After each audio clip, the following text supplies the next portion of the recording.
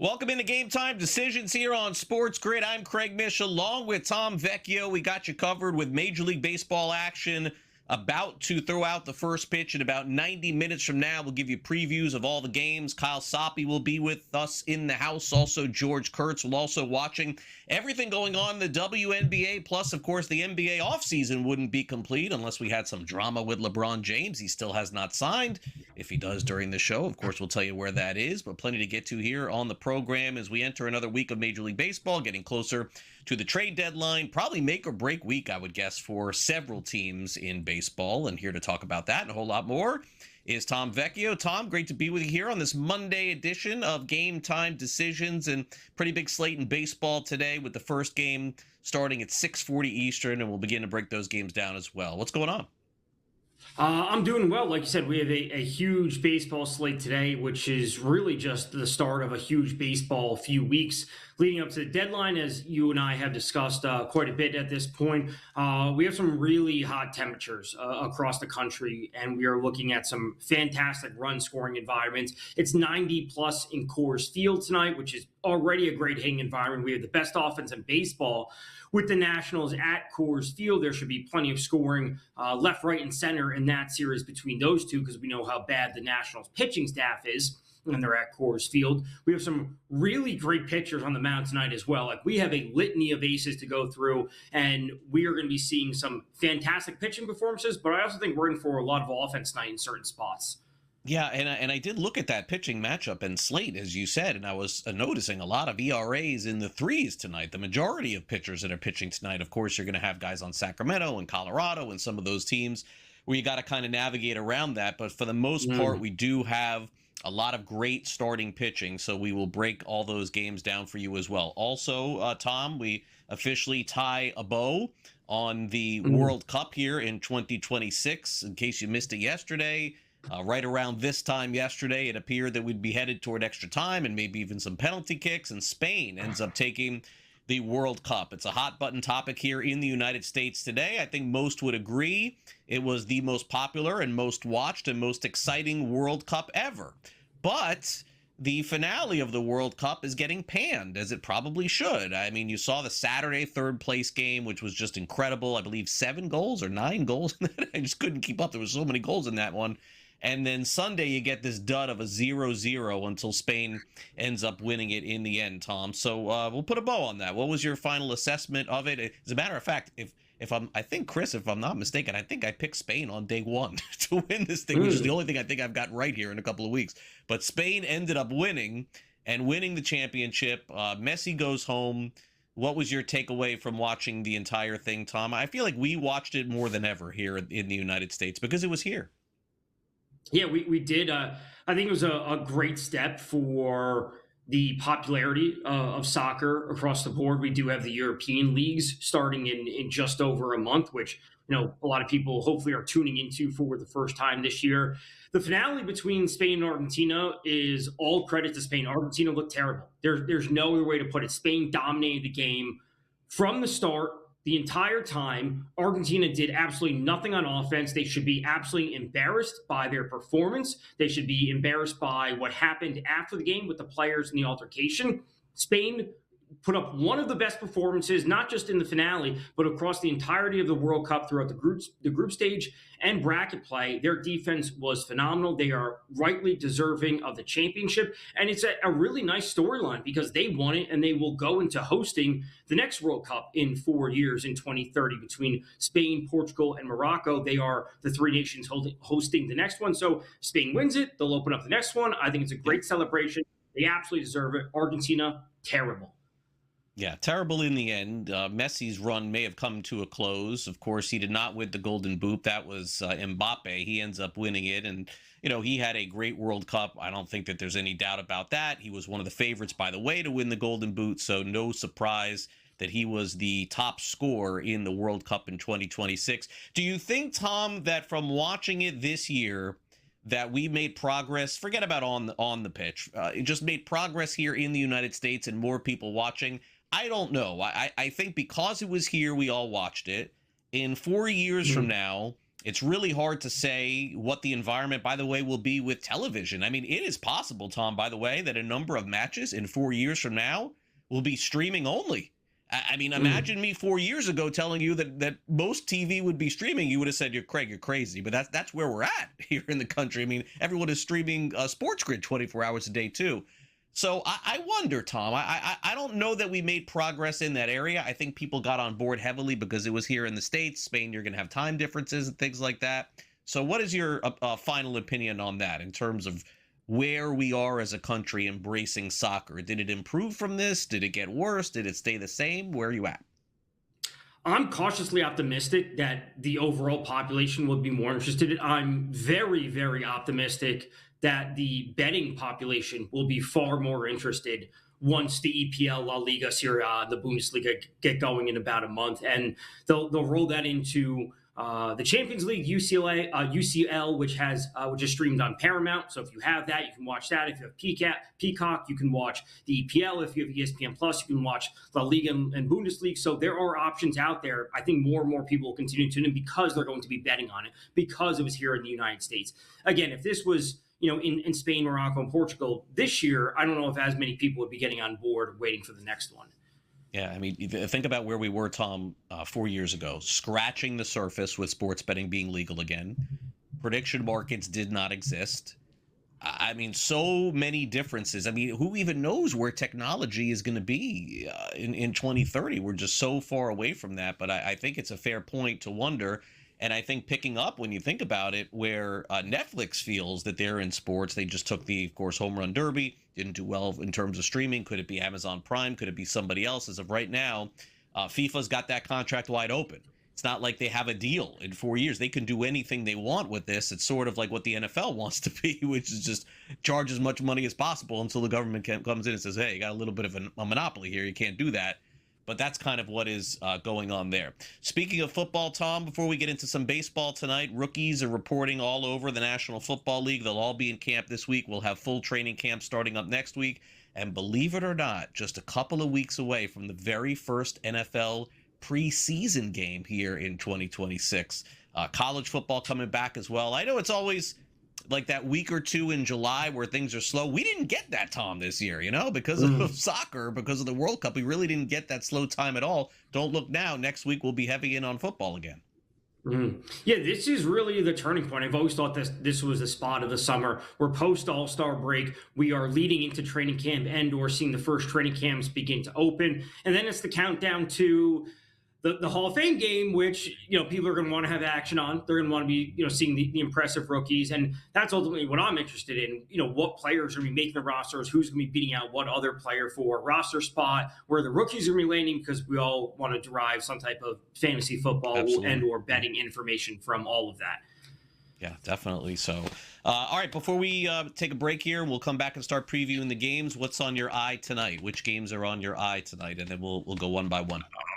Boston hosting the Orioles has to be at the top of the list just based on the way Boston is playing right now.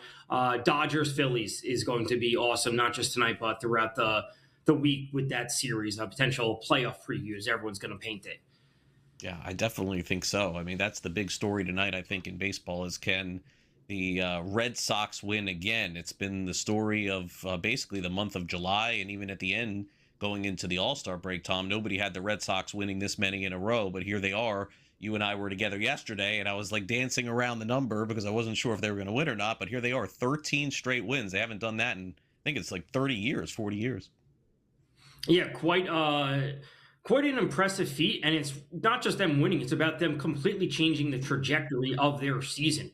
Thinking they were going to be sellers at the deadline. Now they're in the mix for the wild card. Where are they going to go, within the next few weeks leading up to August 3rd? So a lot has changed quickly. Coming up next, we preview every game in Major League Baseball tonight. If we have a lean or if we have a pick, we will give it to you. Also, Kyle Soppe and George Kurtz, those are our guests here on the show tonight. Tom and I here with you from 5 p.m. to 7 p.m. Eastern. This is Game Time Decisions here on SportsGrid. We'll be right back. Don't go away.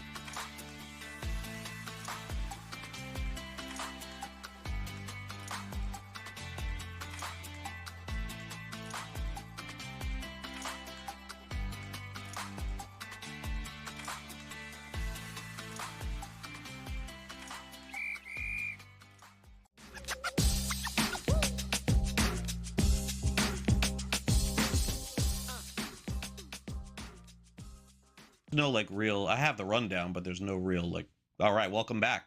This is Game Time Decisions here on SportsGrid. Tom Vecchio and I just chatting about what we're going to chat about here on the show. That's kind of funny here. You caught a little second of that. And so we had a vote and we decided we're going to start off by talking about the New York Yankees taking on the Pittsburgh Pirates tonight. This is a really good matchup because I think you have two teams here that are poised to maybe make some moves at the deadline and get to the postseason. So let's kind of catch you up, Tom, and catch me up here on this matchup here. The Yankees played the Dodgers twice yesterday. I don't ever love a team in that scenario having to play 3 games in approximately 24 hours. That's number one. We also got information yesterday that Aaron Judge is not going to be back with the Yankees anytime soon. He hasn't started baseball activities. Meanwhile, the Pirates are starting to play a little bit better. We know they have the starting pitching. Do you have a lean or an opinion tonight as they open up a 3-game set? Pirates right there in the National League wild card, potentially with a chance to make the postseason. It feels like for the first time in a while. There are, a few things that come to mind. I'll be honest, I have not bet this game in any capacity. No totals, no sides, no player props, nothing in this one. Number one, this is one of the best prices you'll ever get the Yankees at because when they're at home, they're often booked as very large favorites. But to that point, they're often not winning at home. This year, very simply, 24-22 when they're at home. They're barely above 500 at home. If you've been betting against them at home, you're probably coming out way ahead because, again, they're often booked as favorites. Looking to the Pirates, they're 25-24 away. So based on where the team is, the bullpen was a little bit stressed yesterday between the doubleheader. They're going into it today. You're getting plus money on an underdog that is playing pretty darn well, and you're fading a team that is just factually not performing at home. I would take the Pirates at plus money, or I would pass. I would not lay with the Yankees. I would not play the total. I could see their offense falling flat and the Pirates scoring 4. They win this game 4-2. It sneaks under, but give me the Pirates at plus money.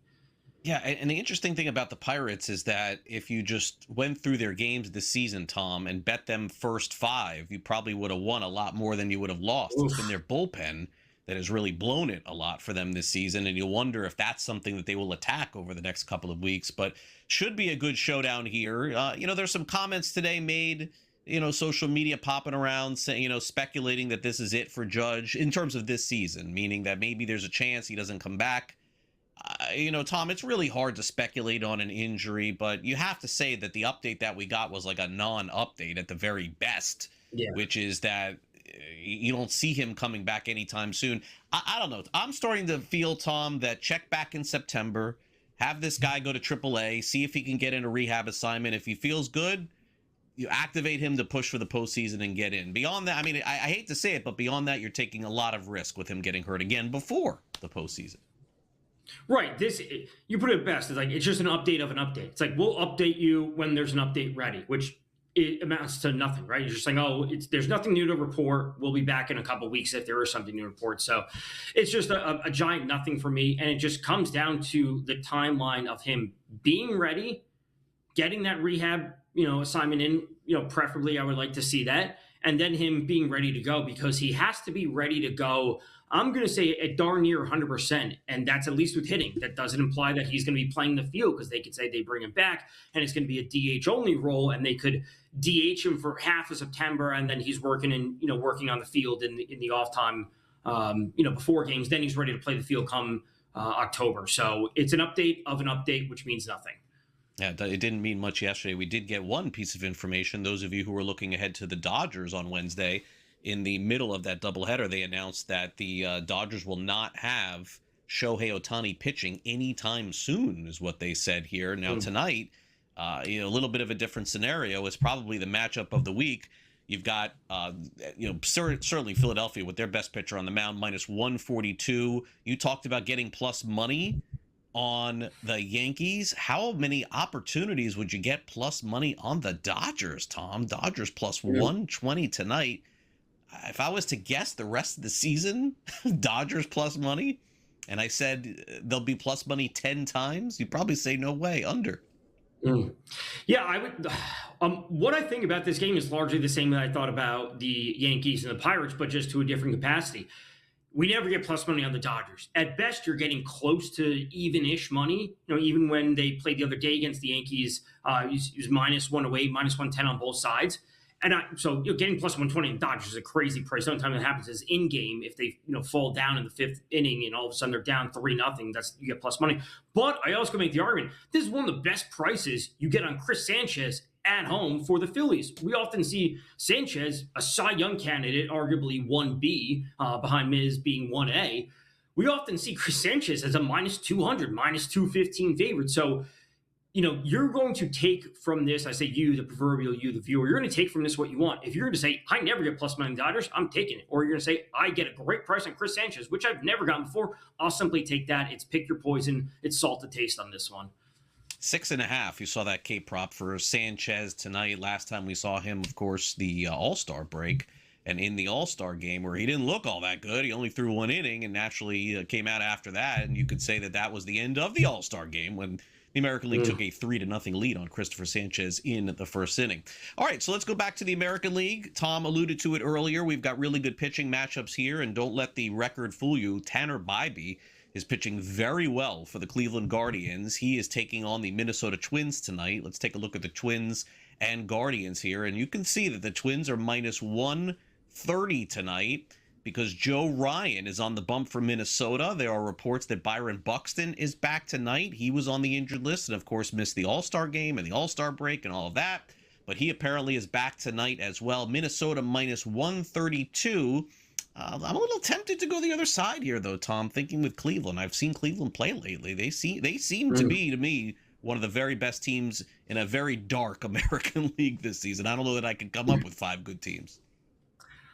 I think you could play the Twins in the first 5 because you want to trust Joe Ryan, and that's fine. But you give me a home team as, what'd you say about the Guardians the other day? They kind of like paper cut you to death. They're a pesky team. They're a pesky team. They're going to find ways to win. You give me plus money with the better team, I'm going to say, at home, I will do that. Now, Joe Ryan can cruise through the first 5 and win the first 5 bet with the Twins.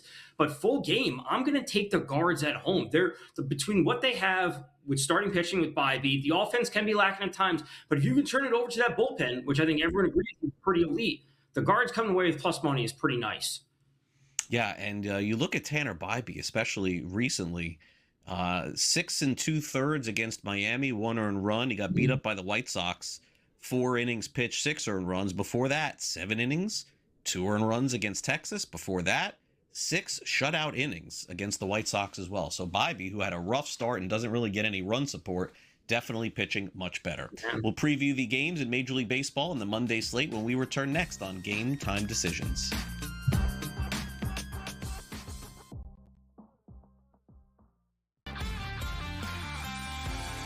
Come in a lot more better prepared to play than say we did, having to learn some of the things that we learned coming into the NFL that we weren't learning in college. A lot of these kids are getting quarterback coaches, as far back as junior high school and all the way through high school into college. So I think the position is a lot more stronger than it's ever been. Outspoken with Dan Cilio, only on SportsGrid. Atlanta should be the team to step up and secure him.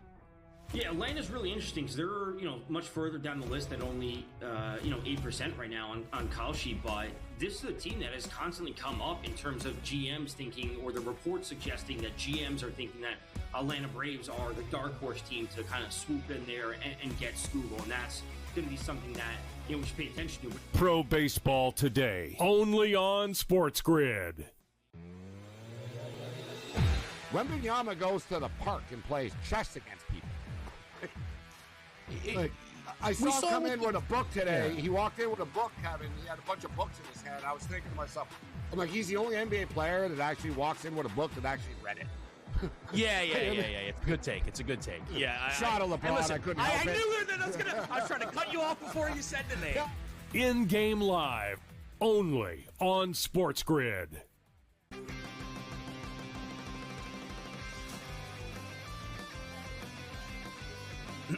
Class is in session. Today, let's talk about the teaser. A teaser is a multi-leg bet where you shift the point spread in your favor. You get better numbers, but every selection has to win. It doesn't matter what you bet if you don't have the insights. Tune into SportsGrid and get ahead of the class.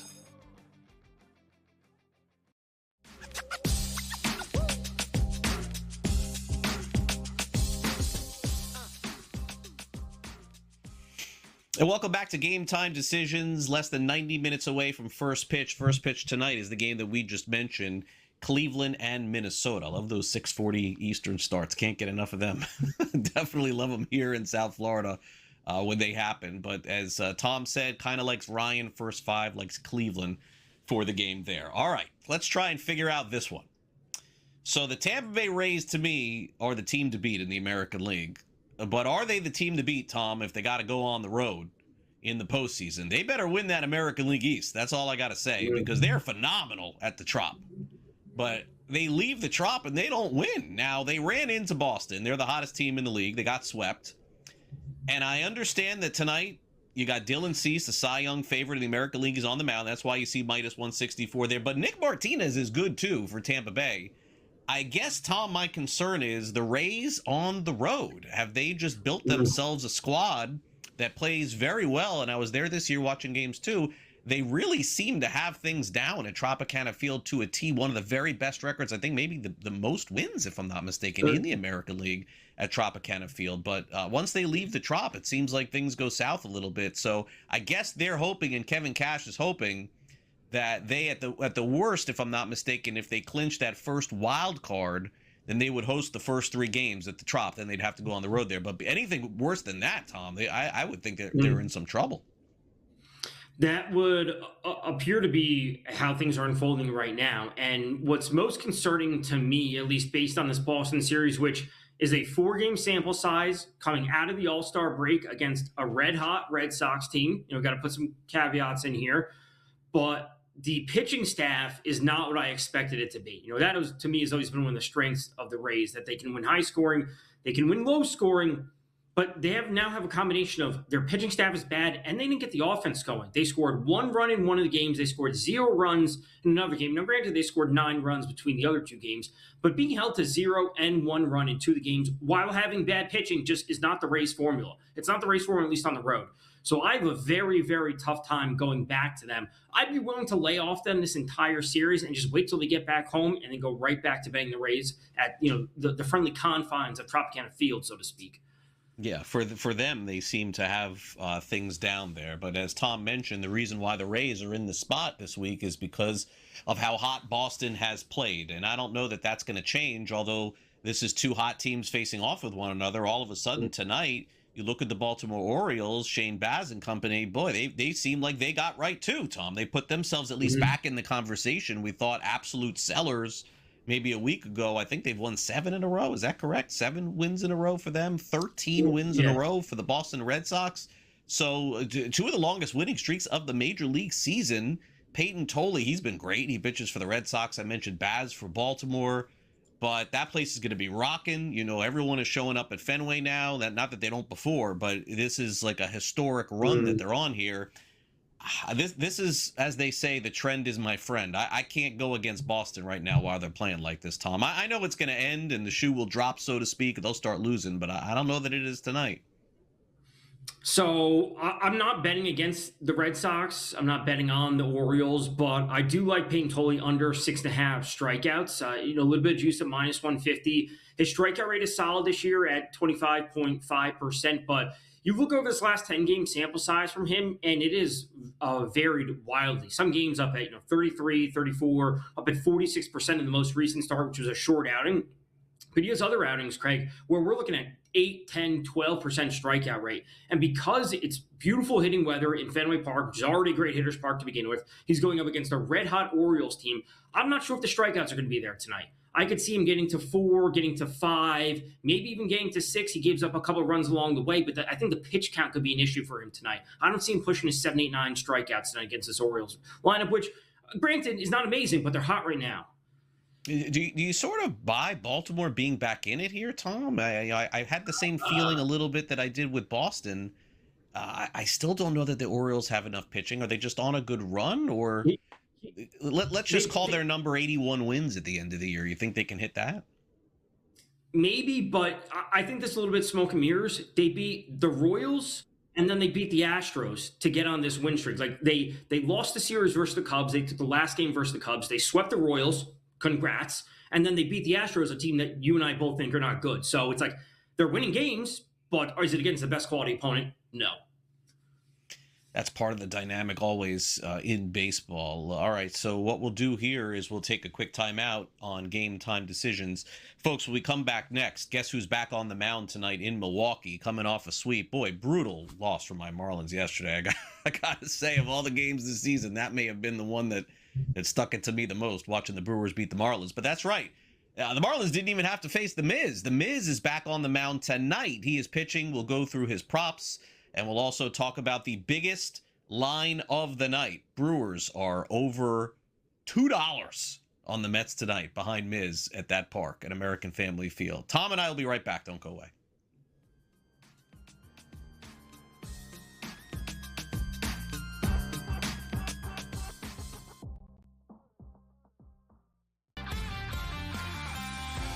They come in a lot more better prepared to play than, say, we did, having to learn some of the things that we learned coming into the NFL that we weren't learning in college. A lot of these kids are getting quarterback coaches, as far back as junior high school and all the way through high school into college. So I think the position is a lot more stronger than it's ever been. Outspoken with Dan Cilio, only on SportsGrid. Atlanta should be the team to step up and secure him. Yeah, Atlanta's really interesting because they're, much further down the list at only, 8% right now on call sheet. But this is a team that has constantly come up in terms of GMs thinking, or the reports suggesting that GMs are thinking that Atlanta Braves are the dark horse team to kind of swoop in there and get Scootle. And that's going to be something that, we should pay attention to. Pro Baseball Today, only on SportsGrid. Wembanyama goes to the park and plays chess against people. I saw him come in with a book today. Yeah. He walked in with a book, Kevin. He had a bunch of books in his hand. I was thinking to myself, I'm like, he's the only NBA player that actually walks in with a book that actually read it. Yeah. It's a good take. Yeah. Shot of LeBron. Listen, I couldn't I help it. knew that I was trying to cut you off before you said the name. In-game live, only on SportsGrid.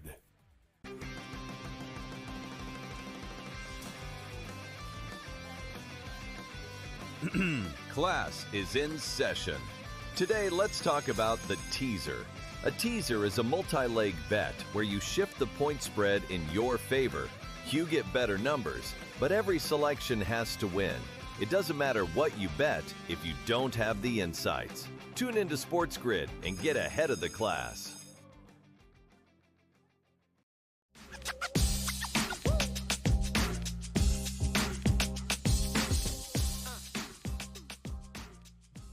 Welcome back to Game Time Decisions here on SportsGrid. If you're looking for a big dog tonight, let's bring in Tom to bark on those New York Mets.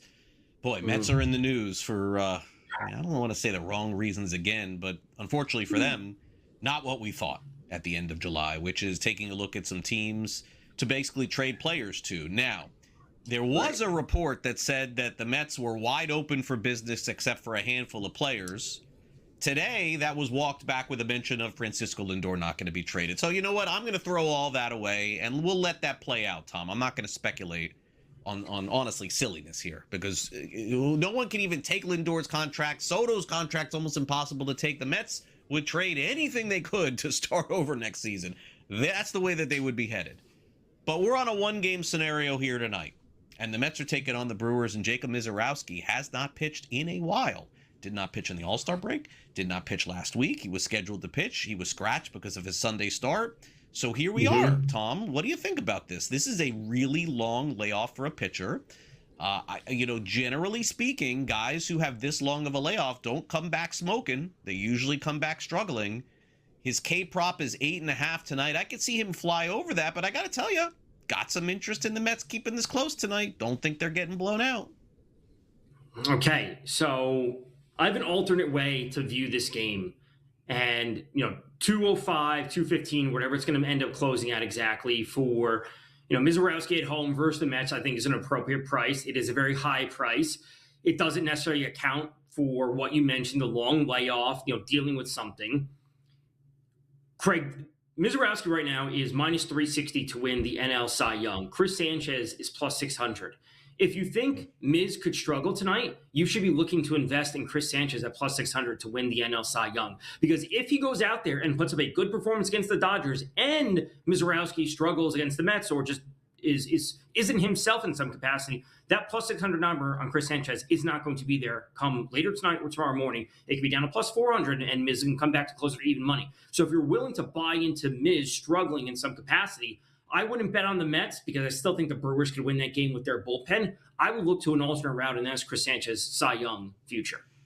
Yeah, the other thing about the Brewers, too, is that, yes, when they get to the 6th and 7th and they throw, I mean, Ashby has not been as good as he was earlier in the season, but Ashby, Uribe, and McGill, it's usually game over. But the reason why is because the games are close. The Brewers are, they generally are in a lot of one-run games coming back to win games after the 7th inning. And so I wonder even getting the Mets at like even money plus a run and a half. Maybe that's even a way to look at this game tonight. But so I think the Mets are going to be in this one.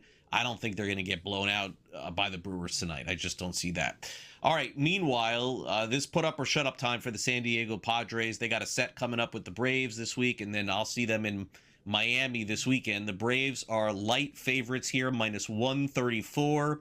Padres plus 114. They've been tinkering with the roster and the lineup a little bit. The Padres, Tom, have struggled all season long. It just nothing that they've done has turned to gold. Usually this is when they get kind of hot at the end of the year and get themselves in. But I don't know, I kind of feel like the Braves are going to take this series in some way. Do you think that starts tonight?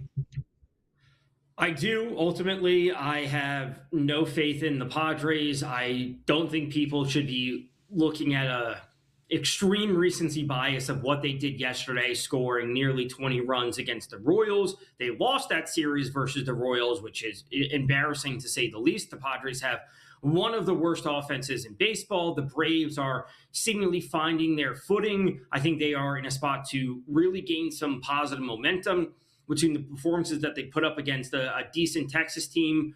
They're getting the offense going. Drake Baldwin looks amazing over the past few days, and reports are that Acuna is going to be coming back at Thursday, Friday, Saturday, whatever it is at the end of this week. I think that this is the spot that the Braves, I'm not going to say fully turn the corner, but it's a spot for them to get back on the right foot in a very tight NL East and NL wild card race overall.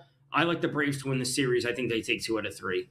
Yeah, and Bryce Elder will pitch. She's been up and down for the Braves. J.P. Sears had a really good start against L.A. a couple of weeks ago, but beyond that, his ERA is pushing like 6 for the season. This is not San Diego's best starter, and here we are 4 games into the second half of the season. So Braves in first place, Padres still trying to get themselves back into wild card position because everybody is just too far back of the Los Angeles Dodgers. All right, let's take a look at another matchup tonight. The Chicago Cubs are playing good baseball. Seems like they're cruising toward the postseason, even despite all of the issues that they've had to starting pitching. They made a trade over the weekend to get Aaron Savali, who's pitched for several teams in the last several years. Detroit at Chicago tonight. Not a lot of faith in the Cubbies, though, as we're looking at FanDuel's line here at minus 118.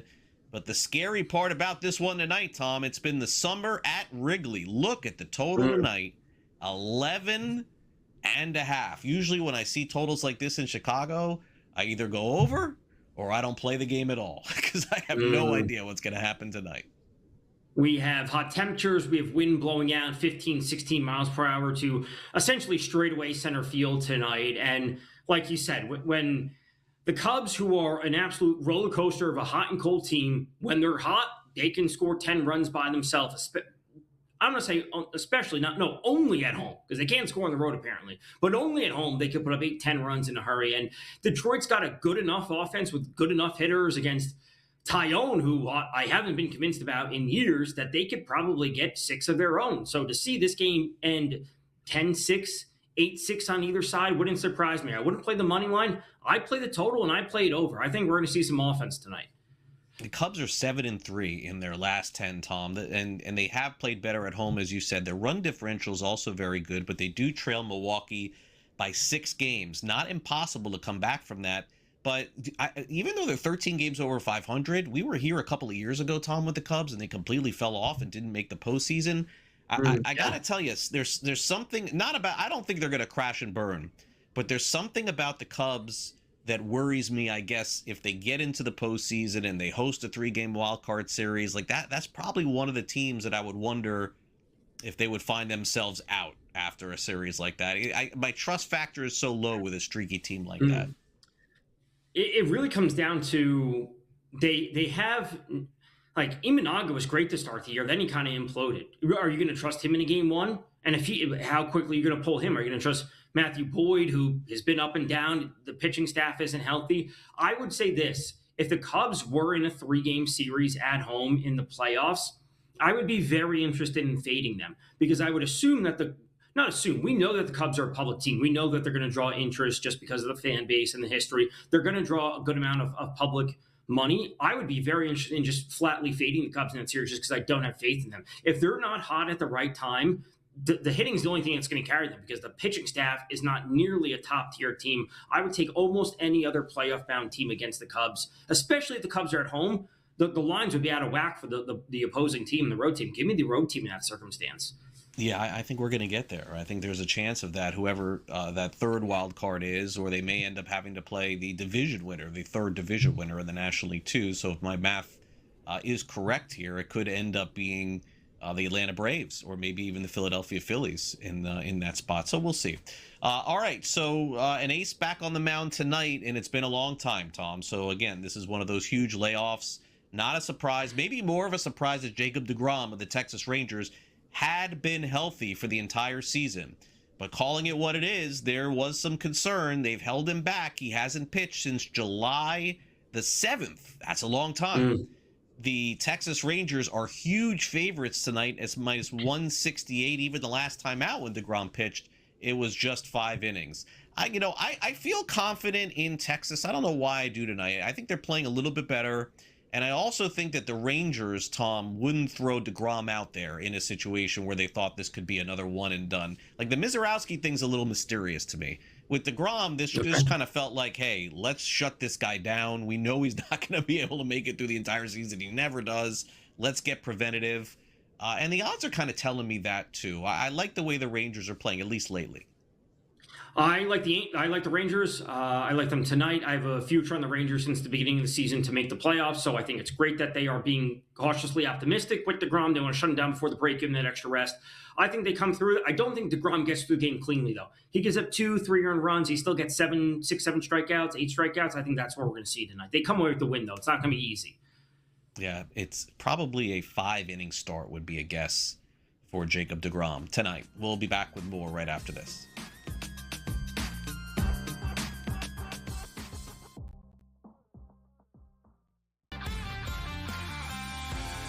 Come in a lot more better prepared to play than, say, we did, having to learn some of the things that we learned coming into the NFL that we weren't learning in college.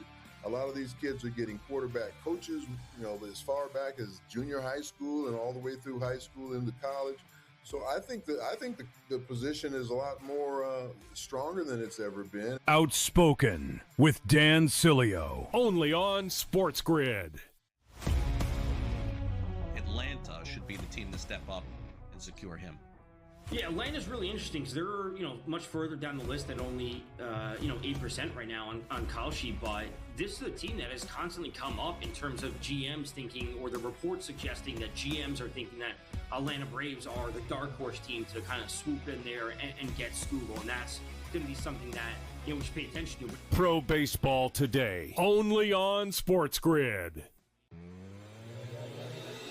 Wembanyama goes to the park and plays chess against people. I saw him come in with a book today. Yeah. He walked in with a book, Kevin. He had a bunch of books in his hand. I was thinking to myself, I'm like, he's the only NBA player that actually walks in with a book that actually read it. Yeah. It's a good take. Yeah. Shot of LeBron. Listen, I couldn't help it. I knew that I was trying to cut you off before you said the name. In-game live, only on SportsGrid.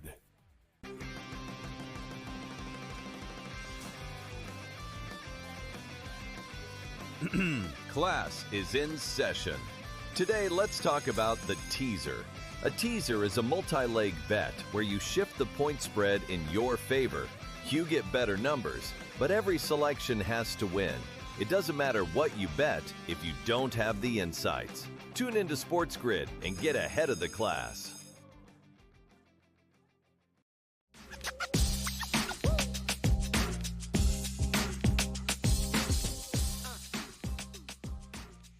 Always fun to catch up with George Kurtz here of Sports Grid, and certainly George has his eye on the baseball season. I know he's also getting ready like I am for fantasy football season. The month of August is right around the corner. Very exciting time, but we still got some time till we get there. George, welcome to the show. Me, you, Tom Vecchio hanging out here for a few minutes. And George, what a season it has been in baseball. Sort of nobody wants to win. That would be my summary of the baseball season. The Dodgers, of course, are in great shape, and the Braves are playing very well, and Milwaukee, and I could probably go a couple of teams deep. But George, 6-7 teams out of 30 are like great, and then you got 20 teams that still feel like they're in it. What's going on this year? You're sort of saying the whole league. The American League's a quagmire. I mean, everyone's the same, right? I mean, who's the best team in the American League? Is it the Rays? They just got demolished by the Red Sox. All right, the Yankees, too many injuries. They got all sorts of problems here. I'm a Mariners guy, Craig, but they can't hit. They just can't. They've got their own problems.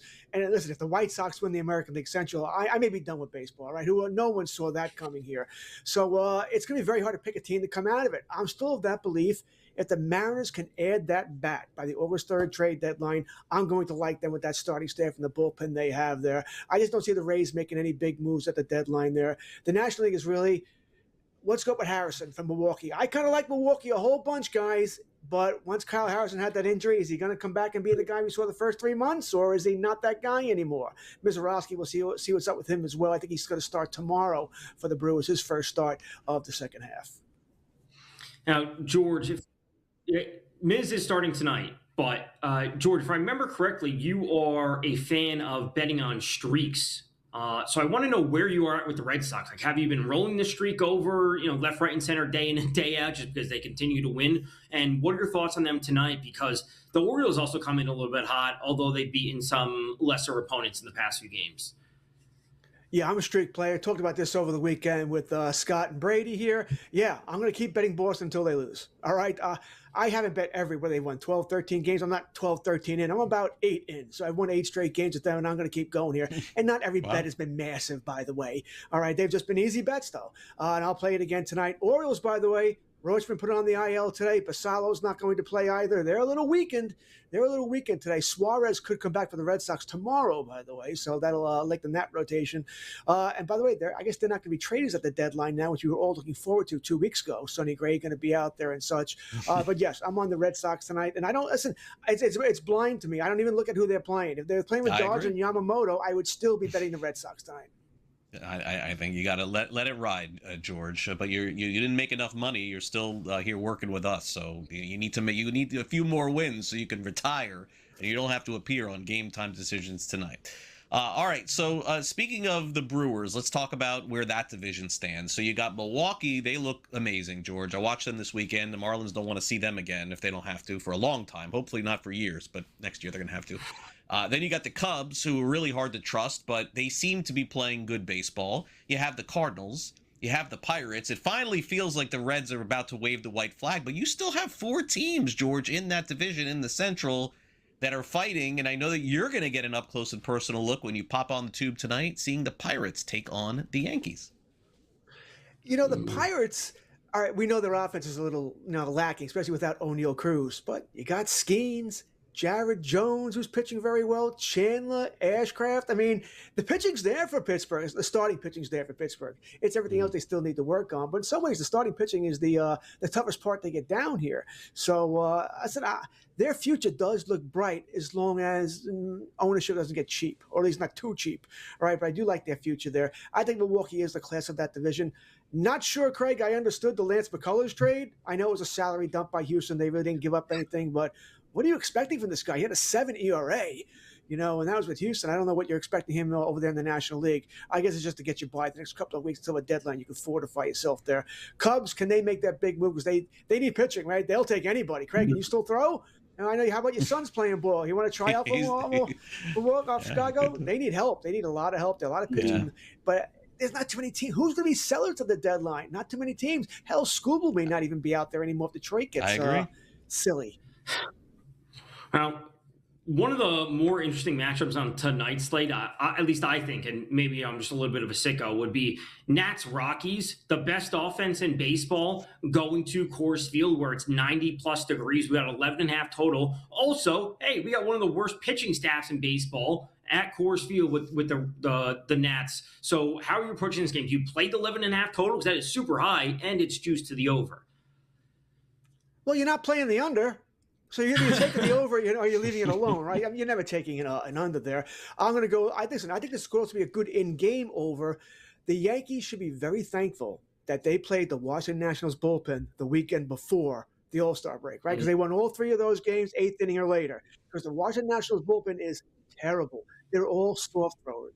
Doesn't seem like today's guys, in today's bullpen, everyone's throwing 110 miles an hour or faster, right? They may not have control, but they're throwing hard.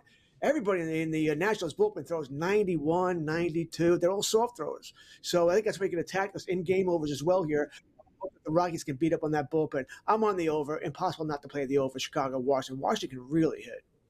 Yeah, I mean, Hunter Goodman, I think he hit 3 home runs yesterday. And if you didn't watch the game, you would think, oh, they probably won big.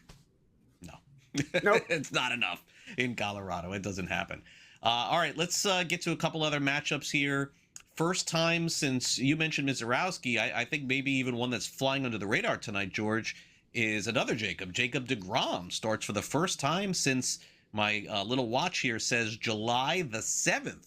So that's a full, I don't know, almost 3 weeks of no deGrom.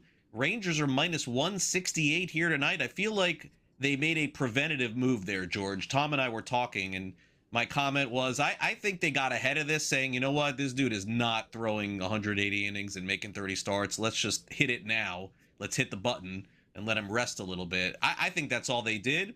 And Skip Schumacher pretty good with his pitchers too. So I would imagine that Texas probably in good shape, and they're playing better.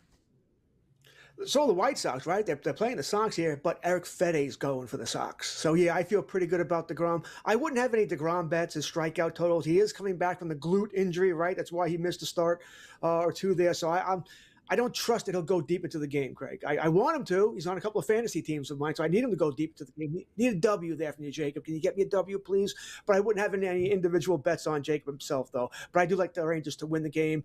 I'm going to leave the total alone here, though. I just feel like the Rangers are going to score some runs tonight. I think I could take the Rangers team total over. I could be talking to that in the next couple of hours. All right, George. Well, enjoy the rest of your week. It's always great catching up with you. I know your fantasy football hat probably on for some best ball leagues, but get ready. In about a month, it's time to hit the fantasy football button here at SportsGrid 2. We'll see you then. Have a great day.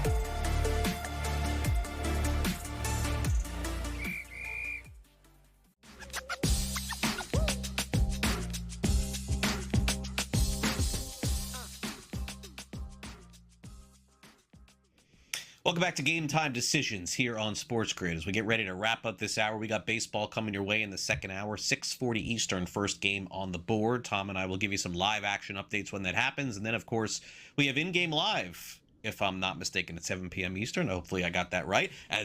Okay, I got it right. Okay, as many of you know, I have not made a ton of appearances here on Game Time Decisions. Normally I'm on before the lights go down because I'm old, but that's okay. But I'm here tonight from 5 to 7. I'll be here tomorrow, and I'll be here on Wednesday also. And so get a little taste of baseball with me throughout the week.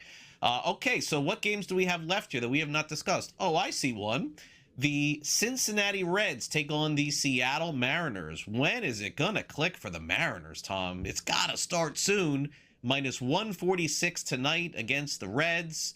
Certainly, I think Seattle's a good team. They have not shown it all season long. I'm just waiting and waiting and waiting for them to pop above 500 and just fight the Rangers right down to the finish. I'm starting to think, though, it's not going to happen. Now, trade deadline is coming.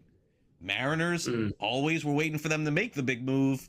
They sort of, like, get to the goal line, and then they're like, nah, we'll stop here and kick the field goal at the one. At the trade deadline, that's always what they do. Is this the year that they're going to, like, finally go for it? It's got to be frustrating for their fans.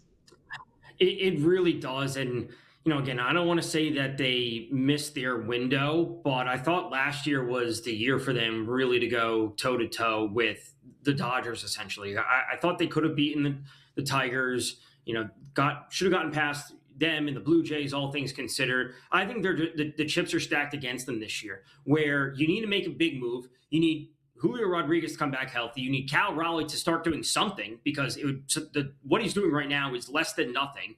And you need to make an addition at the deadline. I think there's just too much for them to overcome.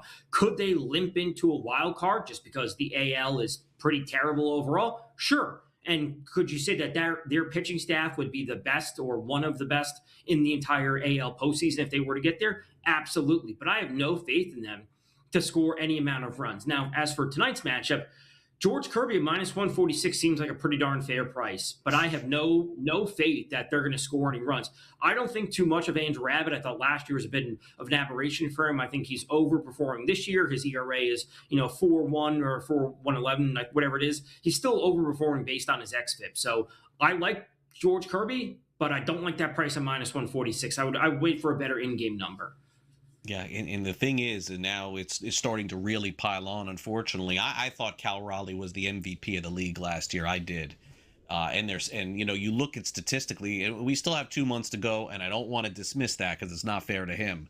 But if this trend continues, I don't know the last time, and I don't want to be a prisoner of the moment here, Tom, that you go from almost winning the MVP to being statistically one of the very worst players in baseball. I mean, Tom, that does not happen in the history of the game very often. And it's happening right now with him. It is. And I think it's just, last year was a magical season and the expectations coming in were so high. You couple that with an injury. Again, the prisoner of the moment is like, well, how could he possibly do this? Like, well, we got to probably take everything into context more realistically and then evaluate it from there. But they need a lot of help, the Mariners, that is. And he's a piece of that. I think he's hurt. That's my best guess. I mean, because you look at the years that he had before last year, they were good too. They weren't 50 home runs good, but they were 25, 30 home runs good. So I'm going to guess that something's wrong with him. Now, this is an interesting one for me, Tom, and I would ask everyone to keep an eye on this team. That is the Arizona Diamondbacks. They play the A's. The A's are horrendous. Look at where Arizona is in the standings. Look at their odds to make the postseason right now. What would happen if Arizona was to knock the doors off the A's? The Diamondbacks are hot. They played well to the All-Star break. They're playing well out of the All-Star break. You know that they're going to get aggressive and make some moves. And I wonder, Tom, if they start getting healthier and they start getting better a little bit. And look, everyone knows I'm pulling for the Marlins. This is my team here. This is the team that I'm on the broadcast. But this is the team that I'm scared of. This is the one. Arizona, don't let them get, because they have experience before, Tom, at the end of the season, getting hot. No one had them going to the World Series. They battled Texas. They didn't win in the World Series, but they ran through the National League. So nice little soft couch series this weekend in Arizona for them. I wonder what the odds would look like if they sweep the A's, and the A's are just, finally won a game, but they're playing terrible. Yeah, it is certainly an interesting and pivotal matchup for the Diamondbacks that kind of do need to get the ball rolling. I will say specifically in this game, I like Shea Langoliers for 2+ hit run RBI combo. It's -139. He's going up against Mitch Bratt for the Diamondbacks. He's making his third career start. He only went 3 innings in each of his first 2 starts. Langoliers is mashing lefties, and I'm really not too worried about the Diamondbacks bullpen when it's all said. I know they're doing better than they were at the beginning of the year, but Langoliers 2+ HRR -139.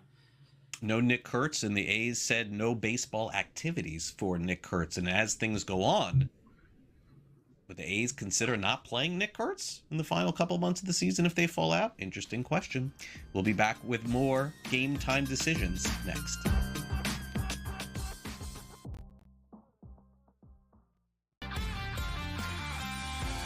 They come in a lot more better prepared to play than, say, we did, having to learn some of the things that we learned coming into the NFL that we weren't learning in college. A lot of these kids are getting quarterback coaches, as far back as junior high school and all the way through high school into college. So I think the position is a lot more stronger than it's ever been. Outspoken with Dan Cilio, only on SportsGrid. Atlanta should be the team to step up and secure him. Yeah, Atlanta's really interesting because they're much further down the list at only 8% right now on Call Sheet, but this is a team that has constantly come up in terms of GMs thinking, or the reports suggesting that GMs are thinking that Atlanta Braves are the dark horse team to kind of swoop in there and get Scoogle, and that's going to be something that we should pay attention to. Pro Baseball Today, only on SportsGrid. Wembanyama goes to the park and plays chess against people.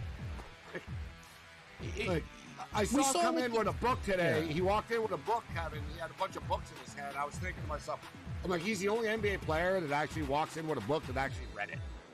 Yeah. It's a good take. Yeah. Shot of LeBron. Listen, I couldn't help it. I knew that I was trying to cut you off before you said the name. In-game live, only on SportsGrid.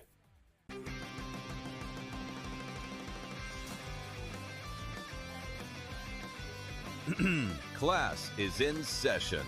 Today, let's talk about the teaser. A teaser is a multi-leg bet where you shift the point spread in your favor.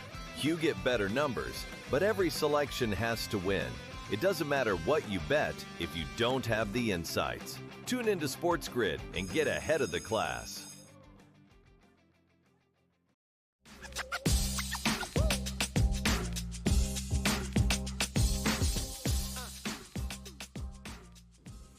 Welcome back to Game Time Decisions here on SportsGrid. Man, tough news here for the Marlins, having lost 6 games in a row and have just placed All-Star Max Meyer on the injured list with a neck strain. So this weekend when Miami plays the Padres, they're either going to have to go with somewhat of a bullpen game or call up a spot starter. They got a lot of options there, but definitely not something that they want to see, and especially having lost 6 games in a row for Miami after having this incredible run in June and July. So I'll be on the broadcast this weekend and on the sideline. Hopefully the Marlins can make the best of a situation that's gone south here over the last couple of weeks.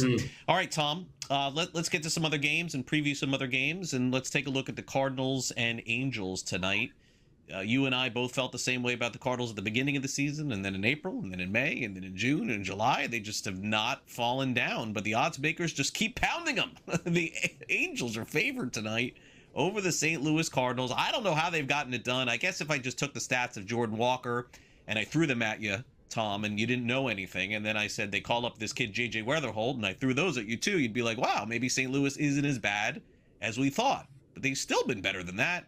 Do you have a lean tonight on this game between the Angels and Cardinals? Not just a lean, a pick. I'm on the Cardinals money line, and this is not so much a bet on the Cardinals as really just a bet against the Angels. I don't think the Angels are good. I think, again, as we've discussed on many shows, as we've said all year, I didn't think the Cardinals were going to be this good, and they've surprised me. They're coming off a tough series versus the Diamondbacks. Frankly, I'll just take them in this bounce back spot at essentially even money. I don't think too highly of Kyle Leahy. I think he's overperforming a lot of his stats. Jose Soriano, if he still has some type of name brand recognition that's giving us a decent line on the Cardinals, I'll take it, because Soriano has come crashing back down to earth after what was granted a very electric start to the season, a very impressive start. He's come crashing back down to earth. Their bullpen is horrendous for the Angels. And I'll take Weatherholt and Burleson and Jordan Walker at the top of that lineup. They get some offense going tonight against the Angels. Give me them on the money line, -108. All right, fair enough. You're right. Soriano has not pitched the same way in June and July that he did in April and May, but just credit to Soriano just for even pitching that well, I would say, in April and May. Maybe some team could take a look at him and maybe the Angels make a trade, but got no interest in particularly for me in this game tonight. All right, the one game that we hit on earlier in the show, let's dive back into it a little bit because we didn't go extensively in it if anybody's been with us for the full hour here. That would be the Nationals and Colorado Rockies. Tom, it seems like you have some vested interest in this one, watching the weather here, watching the total here in this one as well. The Rockies yesterday, was it Feltner that pitched yesterday, and he gave up immediately like 7 home runs or something like this. And Tom, the thing for me is kind of funny is you look at the total 11.5, and look, I've been around baseball for a really long time. The biggest mystery to me is how the Rockies, again, no disrespect to people in Denver, how do they get 25,000-30,000 a night to go and watch that? And generally speaking, most of the years, not all, remember they had a World Series season, they had a great postseason run at one point. But how do they sit through this year after, and not just like 5,000 people, like 30,000 people still show up and they bring their families and they love watching Rockies game. I mean, this has got to be the best sports town in America. I would say, as for the fans of why they go, the whole, I don't want to say the hilarity of it, because that's putting in a negative light, but it is entertainment and it's affordable, right? You could get a whole series of tickets for 4 tickets for under 50 or $75, which you probably can't find in too many places. That's one part of it. I do have a little bit of a vested interest in this for various reasons. One, really happy that I just got Harry Ford on an NFBC team, him and Curtis Mead. So I'm expecting some big offense. I'm really hoping for some big offense out of them. You just mentioned that Max Meyer is on the IL, lost him on this NFBC team. So I need some players to step up, and seeing some offense for the Nats in this amazing hitting environment would really help me. So I have a vested interest. Again, I'm looking towards an in-game over, as George Kurtz alluded to. If I can get that at 10.5 or 9.5, we start off the first 2 innings a little bit slow. That's where I'm going to be looking. Let's go over to Washington here for a minute, Tom. Surprisingly, I think for most, including me, best offense in Major League Baseball this season, worst bullpen in Major League Baseball this season. Starting pitching has been okay. They have one incredible pitcher, Foster Griffin, who they signed. Great job by the front office. Tom, they have a choice here. I think the choice is pretty easy. You got to trade Foster Griffin next week or the week after and get something back here. Because even if the Nationals were to somehow sneak in to any postseason picture, we know they're not going far. Are the Nationals like this far ahead of schedule to you? Are they having a lucky season? You look at their run differential, you're like, should they really be a 500 team? But they've had their moments where they played well, and 1 through 5 of that lineup, Garcia and Wood and some of the others, I mean, they mash. You mentioned Mead and some others too. A very surprising offensive lineup. Abrams too. I don't want to miss him. Right. Yeah, I would say they're ahead of schedule, and I honestly think the best course is, you talked about Foster Griffin. I think Kate Cavalli is super solid for them, but the name that's come up for a lot of teams in terms of their trade target is Luis Garcia.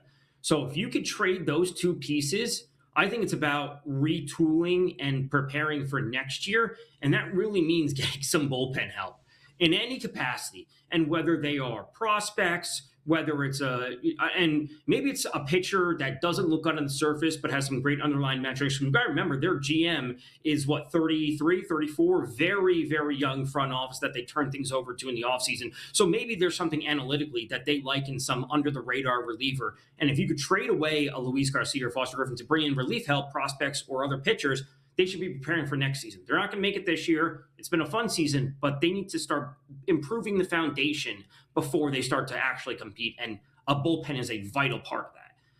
Yeah, definitely so. And you can see some of those teams ahead of schedule. The White Sox are another one of those teams. They seem to be getting it done in the back end of the bullpen. I just don't think Washington, quite frankly, figured they would be in this spot. And so therefore, there's no reason to really add. It's probably just subtraction or anything else, but we'll see. You know, anything can happen. Still a long way to go, but they got to make a decision here by August the 3rd. We did not cover one game, and that was by design for me here, because I'm like looking and scrolling here on my little scroller. Do we have to do Kansas City and San Francisco? You and I mentioned this game yesterday. Like, is this the most anonymous game here on the board? I think it is, because like if you think about it, Tom, the Diamondbacks are playing for something against the A's. The Mariners are playing for something against the Reds. The Nationals are kind of technically in it, you know? Like, they're not out. They're 40-40 or whatever they are. I mean, this is a meaningless game here. Like, I mean, meaningful for the players.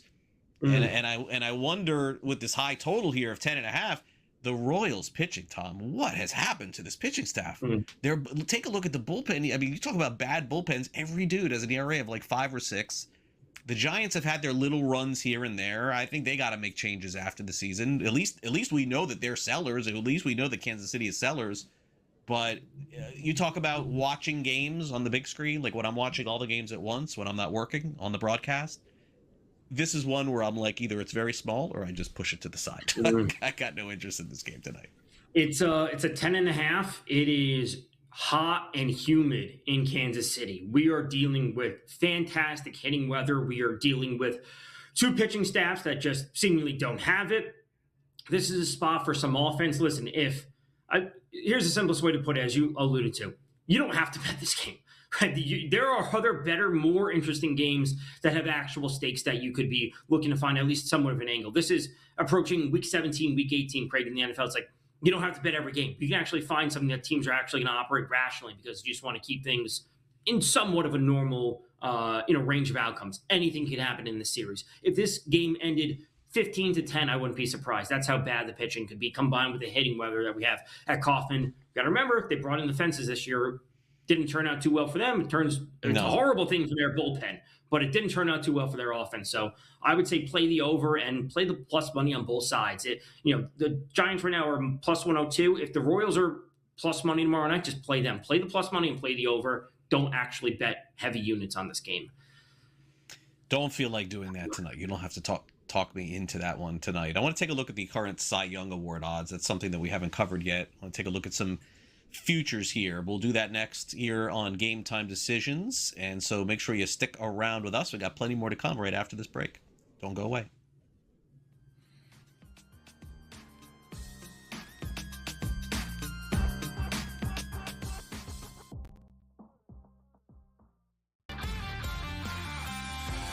They come in a lot more better prepared to play than, say, we did, having to learn some of the things that we learned coming into the NFL that we weren't learning in college.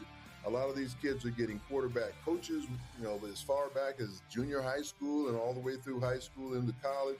So I think the position is a lot more stronger than it's ever been. Outspoken with Dan Cilio, only on SportsGrid.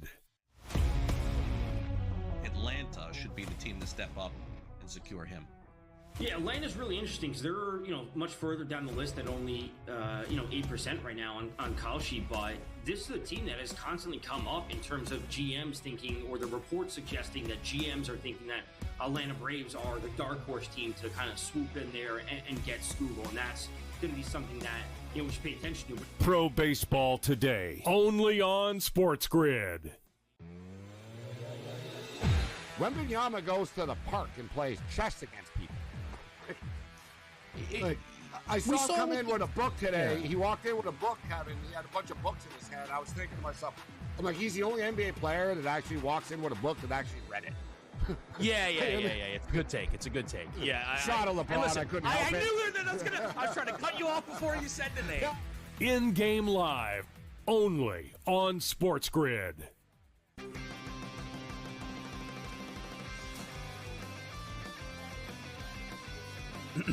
Class is in session.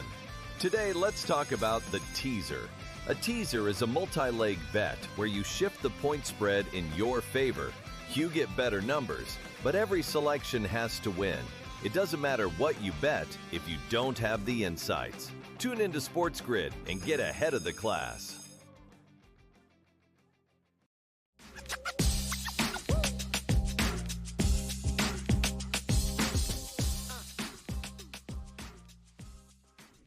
Welcome back to Game Time Decisions here on SportsGrid. And I want to take a look at the National League Cy Young Award odds, as Tom and I are here with you for the next 45 minutes or so. And then naturally, In-Game Live takes over, live action around the league. So it's kind of cut and dry here at this point for me. You have 3 or 4 guys, Tom, that are in it. And the one that I think that we can eliminate at this point, actually, there's now 2 I think we can eliminate at this point based on the news that I just heard today. So let's do that first. So Shohei Ohtani, it was announced yesterday by the Dodgers that he is not going to pitch anytime soon. So we would be looking at later in the year, maybe not at all, Tom, maybe just in the postseason, maybe even as a relief pitcher. Who knows?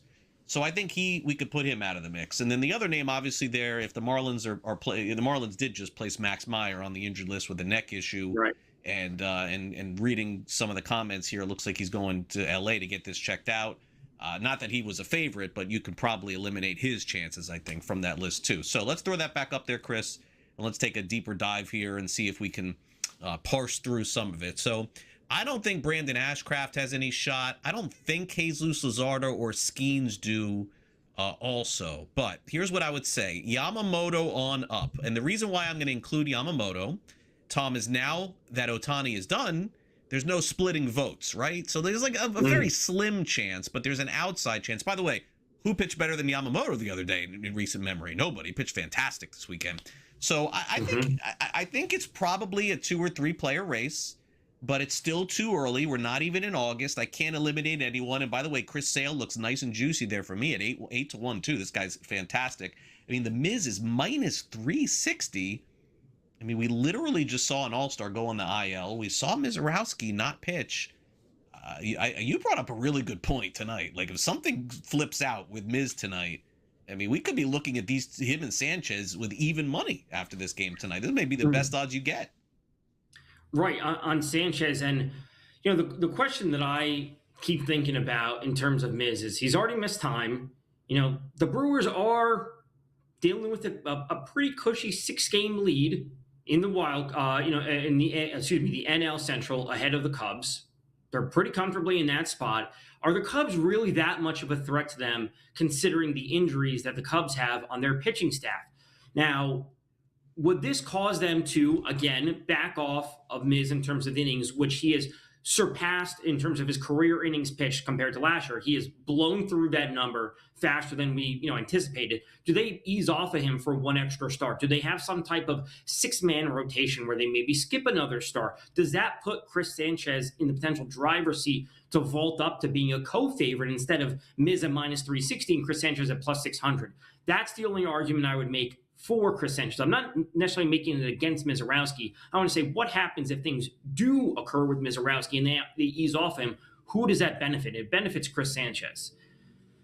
I think it does, and he is 6-1, and coming out of May, he was the Cy Young favorite. You may remember Sanchez did not give up a run in the month of May, but the season is not determined and an award is not determined in the month of May either. As far as some of the other players on that list, I mean, Tom, to think that Yamamoto, who pitched as well as any pitcher has pitched in the postseason in a long time, it felt like his first start or second start of the season, whenever that was, there was some nervousness, that maybe some lingering effects from pitching so deep into the season and so much into the postseason. But he was not even on the board a couple of weeks ago, and he is shot right up there. I see Chase Burns a little bit above him. I'm probably more bullish on Yamamoto than I am Burns. I think what I'm trying to say here is I'm going to keep an eye on Yamamoto's next couple of starts. Guy throws another 9-inning or 8-inning, no earned run. This guy's going to be moving up a lot.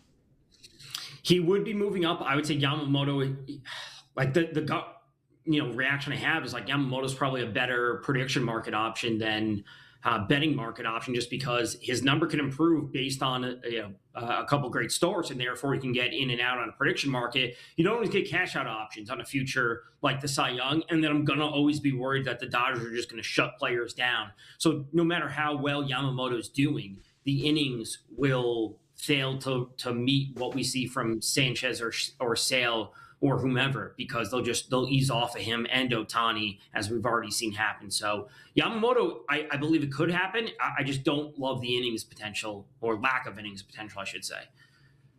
Zach Wheeler was also there. Philadelphia Phillies certainly have one of the better rotations in baseball. If you also consider that Aaron Nola has his season, you throw out anytime Sanchez, Wheeler, Luzardo. If that doesn't slam the point home, Tom, look at that. Out of the first 10 guys with odds, you got 3 guys on the Philadelphia Phillies.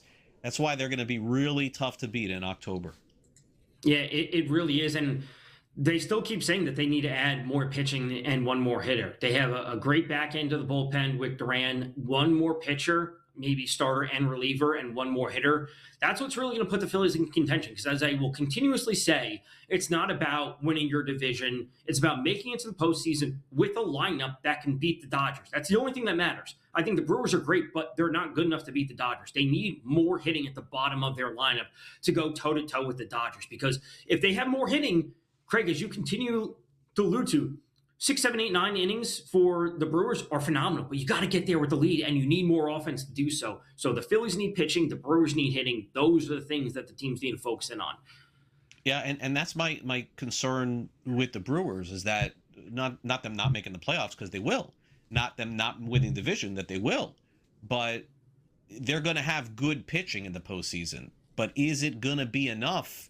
Scoring 2 runs every game or 3 runs every game and counting on like Jake Bowers to hit a 3-run home run, like that's not happening in the postseason. It's not, and that's why they're just so built for the regular season. But their bullpen, they moved Patrick back there too. But Ashby, Uribe, McGill, 7, 8, 9. This is not Mason Miller. I understand that. It's not Aroldis Chapman. I understand that. But all you got to do is take a look at the stats. The Brewers win the majority of their games late in games. So there's no question that we could be headed toward that team doing something, I would say, in the next 10 days or so.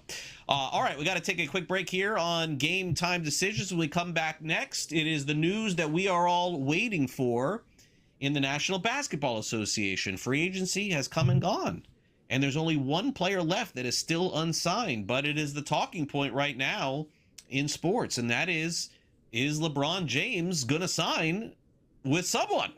Because as of right now, he's still sitting out there as a free agent. It seemed like there was a chance that maybe he would sign quick and just make a decision. I know the NBA has said that they're waiting for him to make a decision so they could set the schedules. Is it going to be Miami? Is it going to be Cleveland, Golden State, somewhere else? We'll take a look at the latest odds, where LeBron James may end up, because I have a feeling by the time we do tomorrow's show, we could get an answer. You're watching Game Time Decisions here on SportsGrid. Craig Mish along with Tom Vecchio as we get you ready for all the big games in baseball coming up at 6:40 Eastern. Don't go away.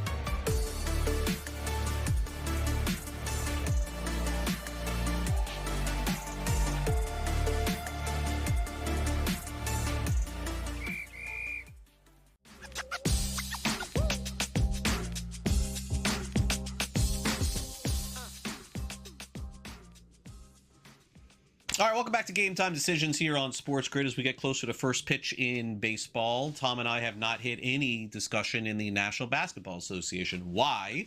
Number one, I don't think it's imperative to do in the month of July, but we do have arguably the best or second best player in the history of the NBA. For me, it's the second best, by the way. I still have Michael Jordan number one. But LeBron James says he's going to play next year, Tom, and he's going to play somewhere to be determined. He was at the Fanatics Fest over the weekend, did not give any indication as to which way it would go.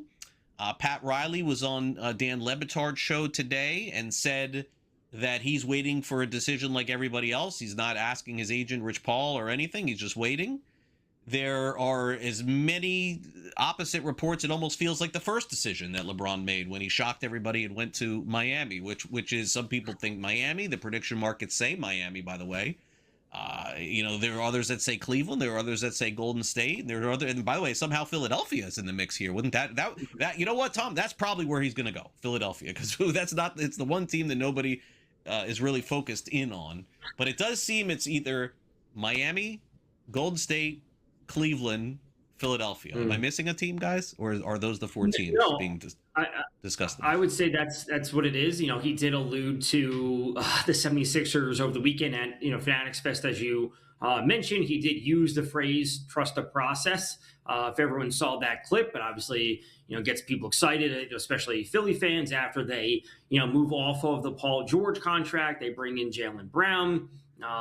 This is, as you've also mentioned, this is holding up the NBA schedule, because regardless of where he goes, regardless of people think, oh, he's obviously at not just the back nine, but the last few holes of his career, this impacts viewership for opening night, for Christmas Day, for all these things that Adam Silver alluded to. So ultimately, I think he's going to end up in Miami. That's my just personal gut instinct on the same rumors that everyone else is saying. I think he's just going to end up in Miami. Sure. Yeah, I mean, we're following, these breadcrumbs that don't really add up. I'm not sure, because look, the last time LeBron did this, Tom, I don't know how close you were to following it, but I was working for a local radio station in Miami at the time, and I was on the radio for the decision, and we all were in Miami thinking it was not going to be Miami. None of us did. Everyone thought it was going to be Cleveland. When he left Cleveland, we thought, I don't even remember where we thought it was going to be, but we definitely did not think that it was going to be the Heat. And then they had this huge press conference. It was like WWF style. I went to that. I broadcast live from that, where they introduced him, and Chris Bosh and Dwayne Wade had returned, and it was the big three. And it was shocking.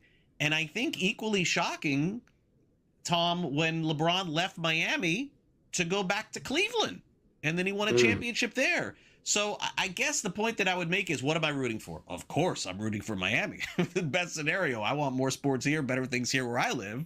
You see Lone Depot Park behind me, well, the other side behind me, and then the arena's right over here. I don't mind that at all. But I kind of feel like we're going to get surprised by him. I don't think it's going to be Sacramento, Tom. I'm not saying that, or Utah. I'm just saying that with this particular individual, he's surprised us so many different times. I wonder if he's got one more up his sleeve this time too. Yeah, the quotes that we've seen from him, or we've heard from him, what he said, specifically to quote, "I want to compete at a high level. I want to join a franchise that shares the same models as myself," and that's like practicing championship habits every day. So that could allude to a number of different things, and whether it's the Heat, because we have seen them compete in the championship just a few years ago, whether it's the Golden State Warriors, as we have seen them constantly in the postseason outside of this most recent year, but they have obviously a championship pedigree. I don't know. I would say it's the Heat, then it's the Cavaliers for me as the top two. I think those would be the number one, number two. Then I think Golden State would be three. What's interesting is his former teammate on social media, Chris Bosh, went on today and said that he should sign with the Heat as well. And it does feel like that's the potential direction as to where it could go. But, this guy, wouldn't shock me to see him say, you know what, I loved it in LA so much, but I'm going to go to the Clippers. This is just the guy that is on an island with making all these decisions. And I think LeBron's career and his legacy is going to be more for this stuff than it is. Well, I mean, he's one of the greatest players ever. I shouldn't say that. 70% for him as a player, 30% for all these moves that he's made, moving around and winning championships with different teams. I think people will simply remember that about him as well.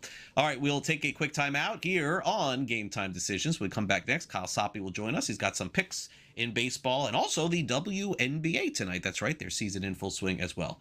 We'll be back on GTD right after these quick messages, so make sure you stay with us here on the grid on this Monday night. We'll be back right after these quick messages, right after this.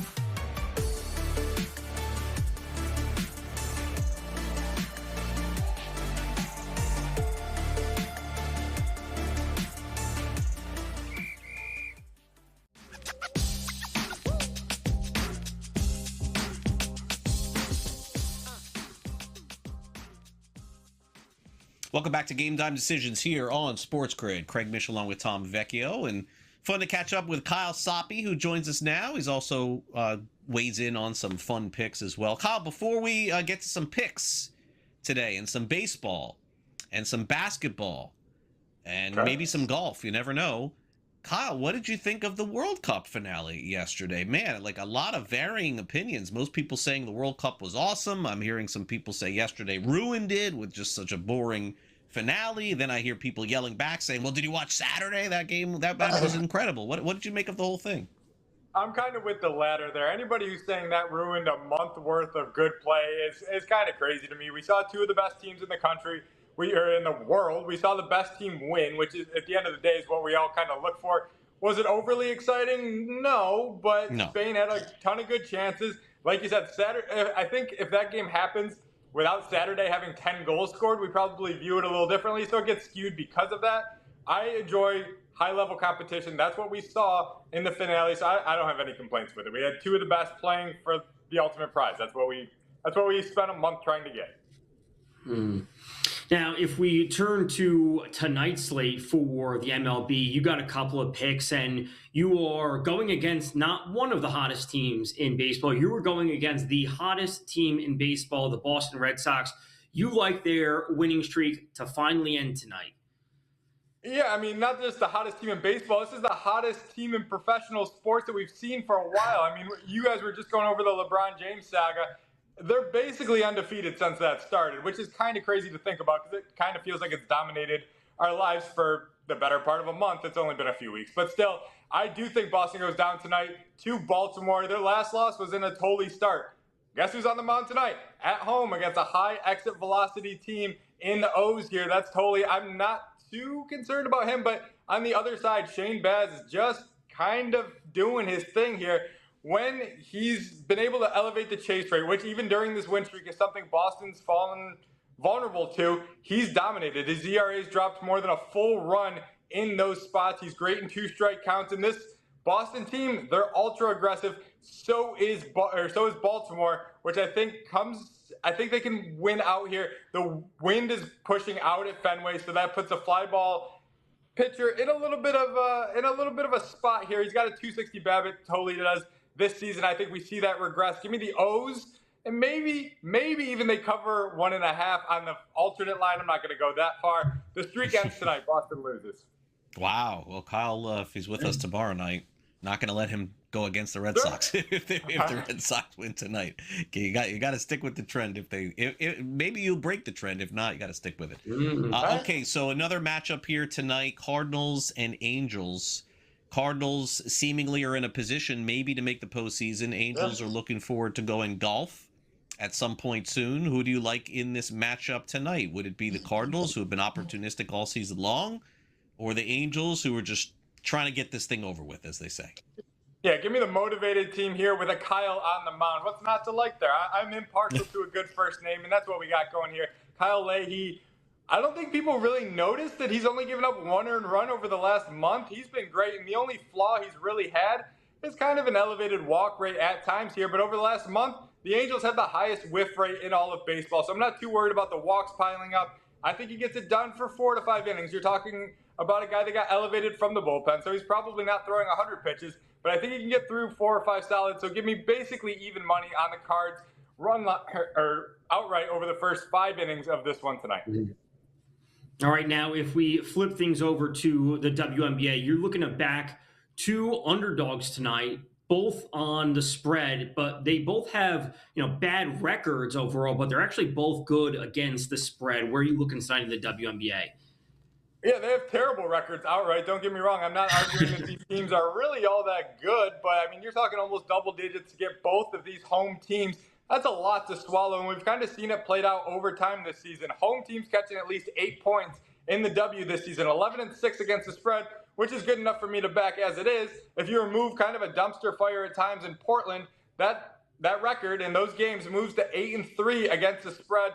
We get it in 2 spots today with Toronto and Seattle. I'll take all the points you're willing to give me. It's right around 10 points in both games. Marina Mabrey, specifically if we're looking for a single player to isolate in this spot for Toronto, she has been cooking over the last month. I'm willing to back that against an Aces team that really doesn't play a lot of defense. So I'll take the points, thinking that both these games are pretty competitive down the stretch. I don't need a winner.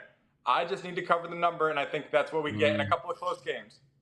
Tempo plus 11.5, Storm plus 9.5. You saw Kyle's card. Orioles and Cardinals. Those are the other 2. I want to go to the big series of the week here, guys, and that is the Phillies and Dodgers. Two questions I have before we start here. I think Tom brought up a point, Kyle, earlier in the show about the Yankees being plus money. You almost never see the Dodgers plus money, and they are tonight as they take on the Philadelphia Phillies. And they also announced that Shohei Ohtani will not be pitching. It sounds like anytime soon. I don't want to get specific because I don't know the answer tonight. Emmett Sheehan will start for L.A. They're going to have to piece together now that starting rotation until they get Snell and some other pitchers back in return. Do you think that LA is fine? Do you think this big lead holds? Do you like them this week in the series against Philadelphia? Philadelphia's got their big guns going in terms of pitching too. Yeah, the big guns scare me specifically for this one. Generally speaking, I kind of have 2 rules in betting baseball. You don't bet against the Dodgers, and you kind of don't bet against Christopher Sanchez. So both worlds collide. I'm not taking this game tonight as far as the total or money line or anything like that's concerned. I'm going to go under 2.5 runs through the first 3 innings, thinking that both teams take a little bit of time to find their footing, but I'd be shocked if you're worried about the Dodgers long-term here. I get that we just went through in a whole NBA season where I told you the same thing about the Oklahoma City Thunder, and then they come up short. I'll trust the process here. They are the Thunder of baseball. They're better than everybody else.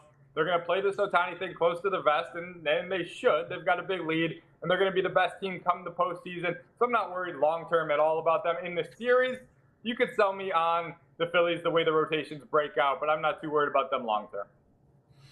Now, as we approach the trade deadline in MLB, are you looking to get down any action on any futures on any teams? Do you dabble in the future market pre-trade deadline, expecting teams to make big moves? Therefore, you have a better number after the moves come through. Do you have any action on any MLB futures?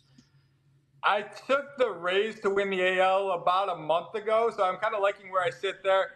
But as far as trying to hedge and beat the market ahead of the trade deadline, I try to not get ahead of that when it comes to really any sport. Basically, I'm going to try to beat the books, which are 100 times smarter than me more often than not, in like little niche spots.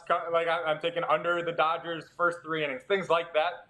But I'm willing to bet that DraftKings, FanDuel, those sporting books that have millions of dollars of resources have a better feel for what's going to happen at the trade deadline than some guy in his basement in Connecticut. So I'm not going to try to get ahead of them in that game. I'm going to stay in my own lane here and play the cards that are in front of me, play what's dealt. I'll get involved in the futures market after the deadline when I know what these rosters look like. No basement in Connecticut, but how about a garage in Florida? Will that do? That'll do. I can go with You got good ventilation, that'll work. I could go with the garage. Nice air conditioning unit I got here too. Kyle Soppe is with us here as we get ready to wrap things up. Okay, real quick, let's go to Guardians and Twins. That's the first game starting here, so it's our last shot to get this one in. Joe Ryan, -132. Tanner Bybee pitches for Cleveland. I like Cleveland tonight, Kyle. I like the way that Bybee has pitched. He just hasn't gotten the run support. I know Jose Ramirez is not back yet. What makes the Twins a -130 road favorite here? A little bizarre for me. I think it's the man with 2 first names. Joe Ryan hasn't lost a start this month. He's just a guy I'm comfortable backing. I think he has an elevated floor compared to Bybee, who I think is a little more up and down, a little more variant. If you're not going to get that run support, that puts him in a little bit of trouble. Joe Ryan's only given up 2 runs in July so far. I think you kind of see that. We could have a pitcher's duel. If I had to gamble, I'd be on the other side. Craig, maybe we get a little heads-up action here. I'll take Minnesota in this one. All right, we'll see you tomorrow, maybe, Kyle, and we'll see how things shake out. Kyle tonight likes the streak to end in Boston. Yes, I'm on the other one, and he likes Minnesota, and I'm on the other one there, but Kyle's much better at this than I am. So here's his card. Orioles +130, Cardinals first 5, and then you must take his word for it and not mine because WNBA is not my thing. So he likes the tempo tonight +11.5, Storm tonight +9.5. I'm looking at that card. I'm seeing a 3-1 night for Kyle. That's my prediction. I'll take it. All right. I'll take it. Yeah, that's what I'm seeing on the card tonight. A split in the WNBA and then 2 wins in the baseball. I'm hoping for your Orioles to win, or otherwise you get crap from me on the show tomorrow. If not, that's what you get. Okay. I'll be here. All right, I'll Kyle. wear it. You don't wear crap. It doesn't smell good. See you tomorrow.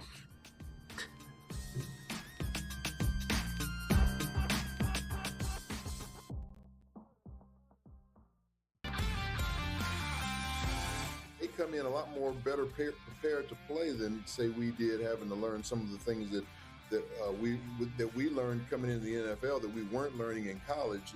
A lot of these kids are getting quarterback coaches, as far back as junior high school and all the way through high school into college. So I think the position is a lot more stronger than it's ever been. Outspoken.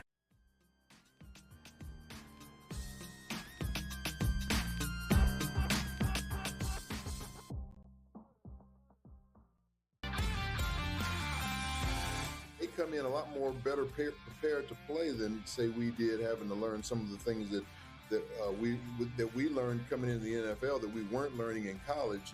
A lot of these kids are getting quarterback coaches, as far back as junior high school and all the way through high school into college.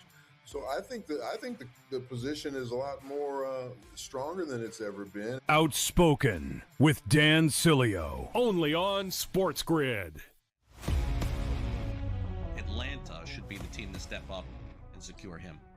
Yeah, Atlanta's really interesting because they're much further down the list at only 8% right now on Call Sheet, but this is a team that has constantly come up in terms of GMs thinking, or the reports suggesting that GMs are thinking that Atlanta Braves are the dark horse team to kind of swoop in there and get Scoogle, and that's going to be something that we should pay attention to. Pro Baseball Today, only on SportsGrid.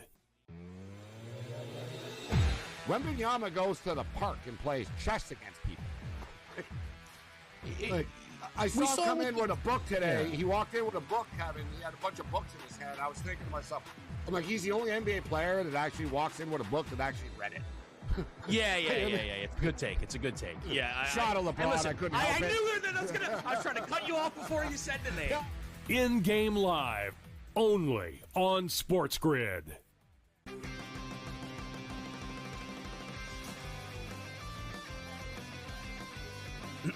Class is in session.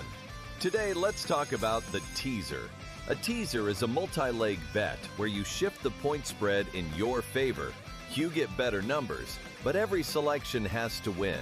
It doesn't matter what you bet if you don't have the insights. Tune into SportsGrid and get ahead of the class.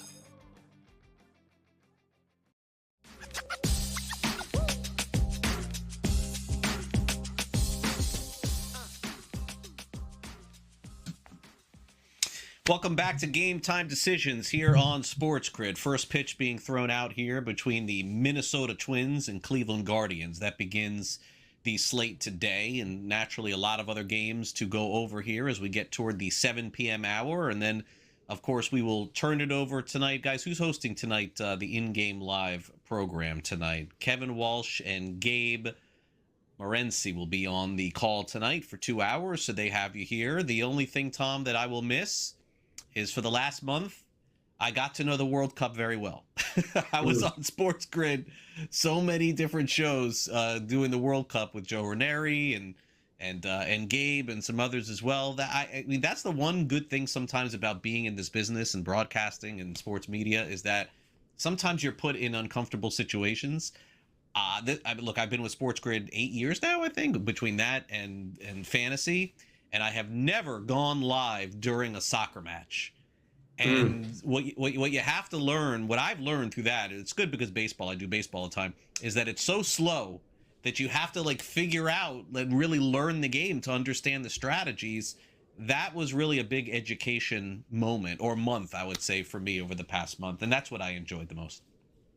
Okay. I would say, partly the same for me. I do regularly bet the EPL specifically. I don't dabble too much in the Bundesliga or, Serie A or La Liga. I mainly bet the EPL, and that's really for, the simplest way to put it is like, listen, it's live at 7:30 or 8 in the morning on Saturdays, and there's nothing else live at that point. So I do enjoy betting the EPL. So, understanding the game of soccer at a club level, at a high club level versus an international level is something that I was, had to come accustomed to as well. Watching it a couple of years ago, the World Cup, that is, when it was in Qatar, was fun, but it wasn't as heavy as a betting thing for me. So transitioning of betting club football to the international level is something that, took a little bit of time, but I found very rewarding. I'm going to continue to bet the EPL every week as I did, last season, and I'm ready for it to start in a couple of weeks. The thing that I would ask you is, what sport haven't you done or are you not comfortable with doing? Have you been live for hockey? Have you been live for basketball?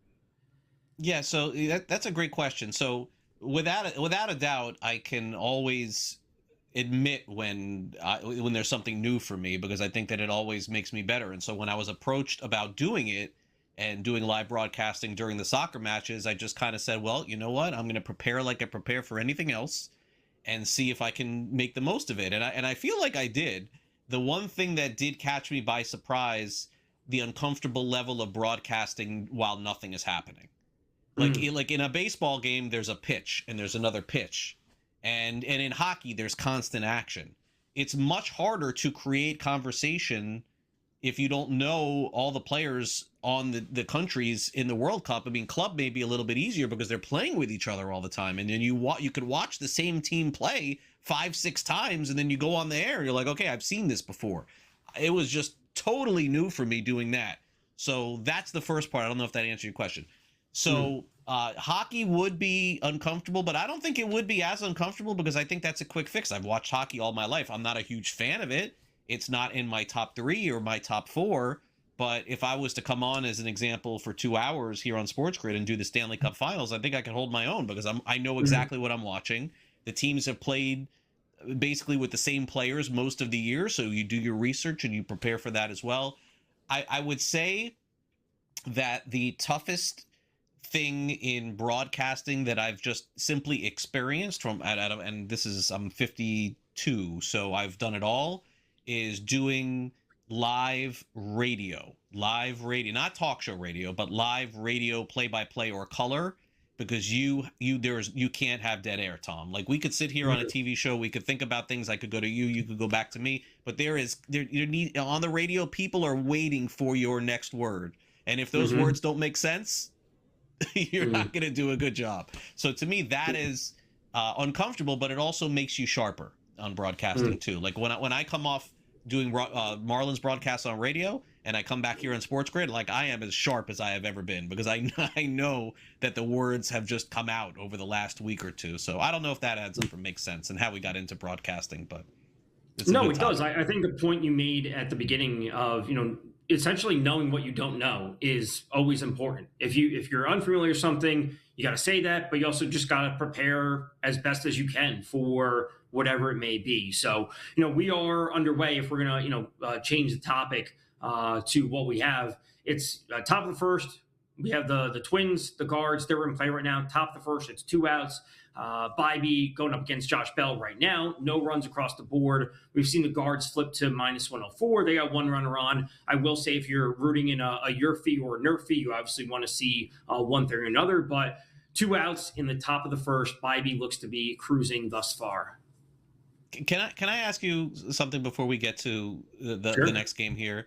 I mean, are these first run bets, are they the stupidest bets of all time? Honestly, like, what goes into trying to handicap that? I've never done that in my life, and it seems like it's on social media. It's like become popular. Like, is it just a quick fix or something to win or lose early, like a coin flip? Yeah, I don't bet Yurfee Nerfies. I do think it's just a quick fix, and I think people evaluate them incorrectly, where they evaluate things looking backwards. They're saying, oh, this pitcher has allowed, this pitcher is a Nerfie pitcher in 10 of his last 15 starts, whatever it is. But that's not accounting for today's matchup.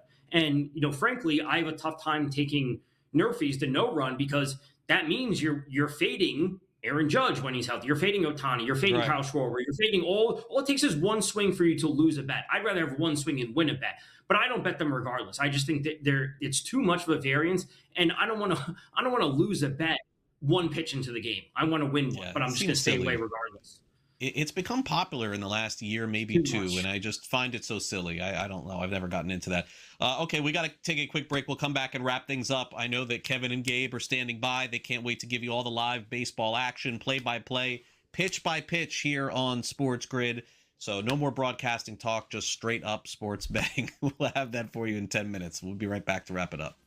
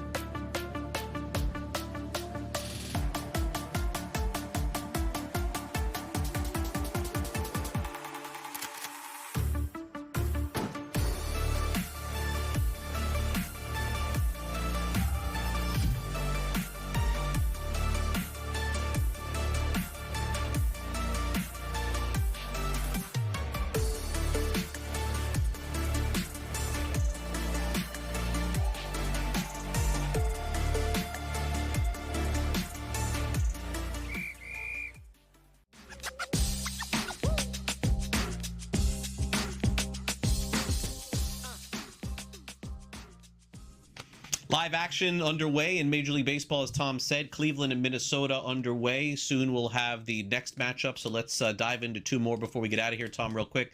Pirates and Yankees. Pittsburgh very much in the postseason mix. Really good starting pitching, good hitting as well. Ryan Weathers, as up and down as they come in baseball, you got to kind of check who the lineup is when Weathers is out there. Lefty pitching, righties tend to get him. Lefties don't usually hit him at all. He can pitch 6 innings, strike out 10. He can pitch 4 innings and give up 4 runs and be out of the game. Which one do you think it is tonight against Pittsburgh? Man, I think it's somewhere going to fall in the middle. He's going to give up 4 runs. He may strike out 6, but I would not be backing the Yankees, even though it's a very fair price and one of the best prices you'll get on the Yankees at home. They just do not win at home. The bullpen's a little bit taxed. So, Pirates minus 104. I think Weathers has a okay starting. He gives up 3 or 4 over 5. Rapid fire, we continue. Tampa Bay, one of the best home teams in baseball, but ran into the buzzsaw that are the Boston Red Sox. They are happy to get out of there, but are they happy to be in Toronto? Lots of trade rumors coming down with the Blue Jays today, basically saying that they got 6 or 7 days to win almost every game, Tom. It would appear the Blue Jays need to make a massive turn here, or could they move Gossman? Could they move George Springer? I mean, they have a lot of assets that other teams could use, but it's kind of hard to sell the Toronto fans that. What a great way it would be for them to get back on track this week against Tampa Bay. But, Tom, I got to believe for the Blue Jays to still be in this thing in 10 days, they got to take 2 out of 3 from Tampa Bay. I mean, there's no getting around this. They lose this series. I think that's it. Yeah, 2 out of 3 at a minimum. Tonight's game is really, really tough. A part of me wants to fade Cease and, what has become an increasingly larger line, which was minus 160 or so a little while ago. It's up to minus 178. A part of me wants to take the Rays and get plus 150 and be like, of course, tomorrow morning, wake up like, of course the Rays won. They're a great team. The Blue Jays haven't been great. And you faded an AL Cy Young candidate. You get plus 150, which is a pretty darn good price on the Rays. The Milwaukee Brewers are the biggest favorite tonight in Major League Baseball. They're minus 200. Jacob Mizorowski will make his first start pre-All-Star break. Remember, he didn't pitch in the All-Star game, and they scratched him on that Sunday, and they held him out this weekend against Miami. They decided to start him tonight against the New York Mets. Milwaukee is minus 205. The total is 7.5. Strikeouts tonight. Miz usually strikes out between 8 and 10. And so where did they put the line? Between 8 and 9. 8.5 strikeouts with a heavy lean on the over. Plus 102 on the under. I think this is the one starter tonight that we'll all be keeping a close eye on to see whether or not Mizorowski's 100% healthy. Whether or not there was something to skipping him last time out. Do you think that that is the case, Tom? I guess we'll find out together in about 30 minutes. Yeah, I don't think there's anything significantly wrong with Mizorowski. I think it's just the volume of innings becoming an issue where he's exceeded his last year's total far and above. And knowing that there's still 2 full months left of the regular season, I believe it was kind of, as we alluded to with Jacob deGrom, they're just trying to get out ahead of it. They're trying, if they can skip a start and they have a 6-game cushion, they can afford to do that. If they were in the tight division race and they were tied with the Cubs, I don't know if they would be doing that. But I have a tough time backing the Brewers at minus 210. I would look to back Mizorowski, but not the Brewers, if that makes sense. You said Seattle is a team that you wouldn't back based on the way that they're playing. They've been a confusing team. The Reds have been confusing to me, too. I feel like they have a talented team. Sal Stewart's got 20 home runs. You kidding me? And the Reds signed Chase Burns to this long-term extension. What in the world are they doing so far under 500? Strange year. Great manager, too. Terry Francona. They go to Seattle tonight. Mariners on paper the better team. We've said that for 100 games already, Tom. They're still under 500 as we sit here in July. Yeah, it's tough to back the Mariners, to continuously back a team that underperforms. Frankly, I would lean towards the under on this game, if anything. You think Kirby goes out there and does his thing. The Mariners just don't end up hitting, even though Andrew Abbott's got some pretty bad underlying numbers. And then, surprise, surprise, one of the teams wins the game 2-1, 3-2, whatever it might be. And maybe the Reds get their hopes up. Maybe the Mariners get their hopes up, but I just do not see this as high scoring. Arizona Diamondbacks have jumped back into the playoff position. If you look over on Fangraphs, their odds have been on the rise since the All-Star break and beyond. They're playing good baseball. The A's broke that 9-game losing streak. Finally, they got themselves a win. They fired their pitching coach. Things are headed in the other direction for the A's. They'll be sellers. Total 9.5 tonight. Arizona minus 148. Tom, you said it best earlier. These are the games on the schedule. Arizona's got to win if they're going to make the postseason. Yeah, this is a pivotal series for the Diamondbacks because if they truly want to be buyers at the deadline, they got to be taking 2 out of 3. And also just the dynamic of the NL across the board. There are other teams that are in spots to lose games that they are chasing down. So I specifically like Shane Langoliers in this game going up against Mitch Bradvick, his 3rd ever MLB start. Langoliers 2+ HRR tonight, -139. Tom, great stuff. Thanks for filling in today. I know a late pinch hit for you, so thanks for doing it. Really appreciate it, and I'll see you on Sunday for Pro Baseball Today. Yeah, a little bit of a spot start, as they say, but I'm always ready to talk some baseball. Tom Vecchio with us here tonight. I'll be back with you tomorrow night with Joe Ranieri. Up next, Kevin Walsh and Gabe. They got you covered through all the baseball action, so make sure you stay tuned. I'll see you tomorrow, 5 o'clock Eastern, for our next edition of Game Time Decisions. Thanks again to Chris and Tommy, our producers as well.